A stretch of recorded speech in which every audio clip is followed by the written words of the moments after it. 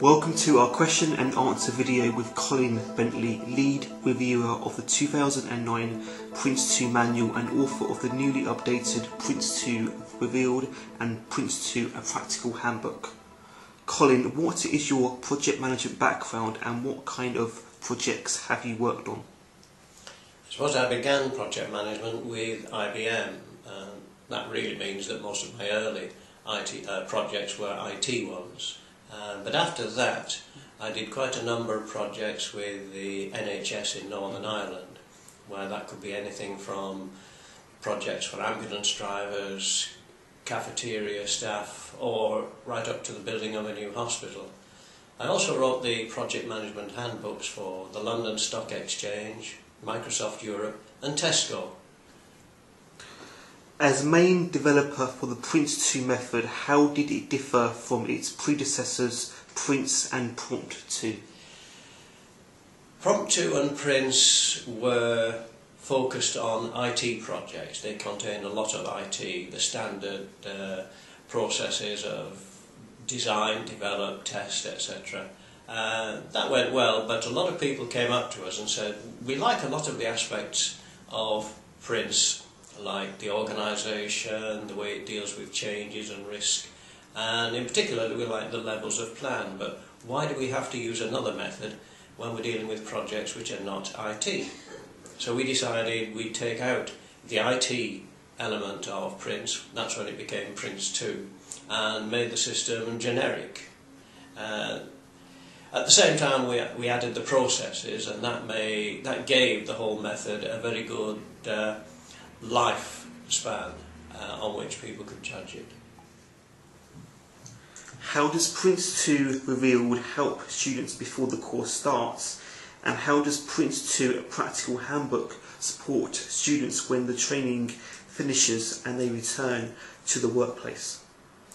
PRINCE2 Revealed contains all the information about the method required in order to pass the foundation exam, and I believe it's written in a very easy to read style that brings the method to life. The Practical Handbook enlarges on that and follows on from there and explains in far more detail how to use the method in many different kinds of an environment.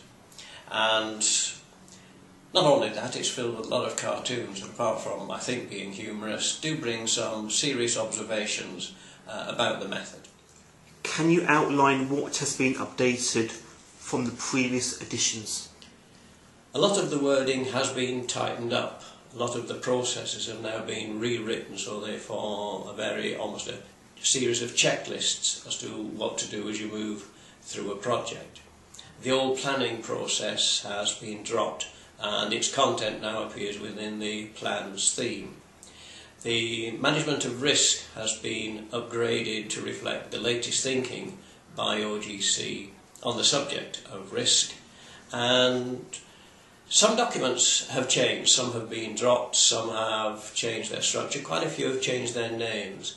There was a confusion in the old days in Prince2's use of the word plans, when a number of them weren't really plans. So where we had, for example, the project quality plan, we now have a quality management strategy.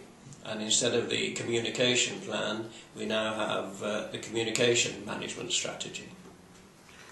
What 3 tips would you give to help people in passing their PRINCE2 exam? I think you've got to understand the method very well before taking the exam. Believing that you can wing your way through the exam, or both exams, just based on several years of generic project management, that's likely to lead to failure.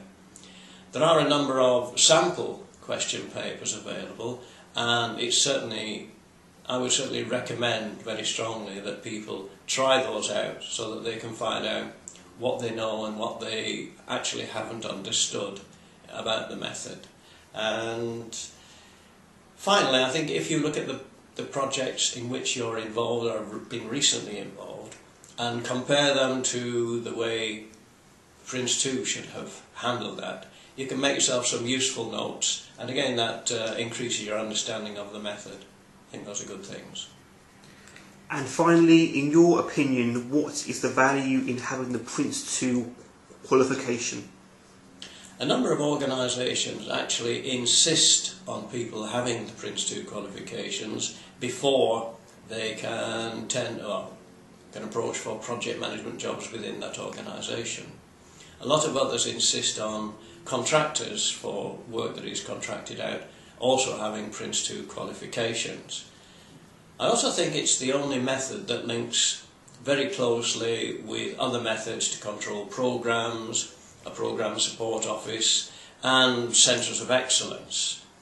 I think understanding PRINCE2 gives a project manager a number of things, a checklist on what should be going on, when, where things should be, and certainly the way in which a project should be unfolding.